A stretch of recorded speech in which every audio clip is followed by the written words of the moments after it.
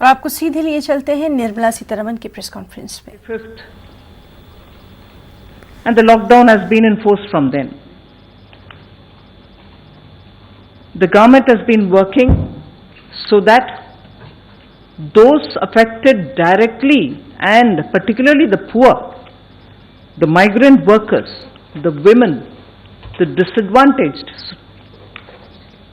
of the society, since the lockdown commenced, will have to be reached out with tangible help and assistance. It's only 36 hours since the lockdown has been imposed. And therefore now we have come with a package which will immediately take care of the concerns, the welfare concerns of the poor and suffering workers and those who need immediate help. So the package that we come up with will benefit those migrant workers, those poor, those urban and rural poor and the women.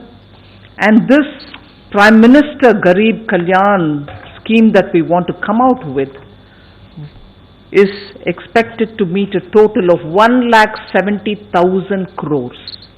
So I will detail that before you as to what are the ways in which this will benefit. We are looking at both cash transfer as one set of measures, and another set of measures will be food security related. We do not want anyone to remain hungry. So we will be giving enough to take care of their food, grains requirement, protein requirement in terms of pulses. On the other hand, they should also not remain without money in hand.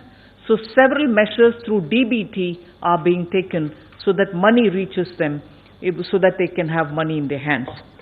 But before all this,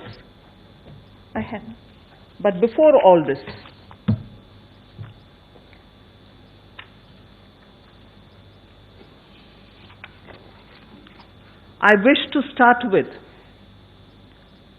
a great sense of gratitude for all those frontline warriors who are fighting against coronavirus. It is for them that we want to attend to first, not forgetting the risks that they are putting themselves to in dealing with patients affected by coronavirus. They could be ASHA workers,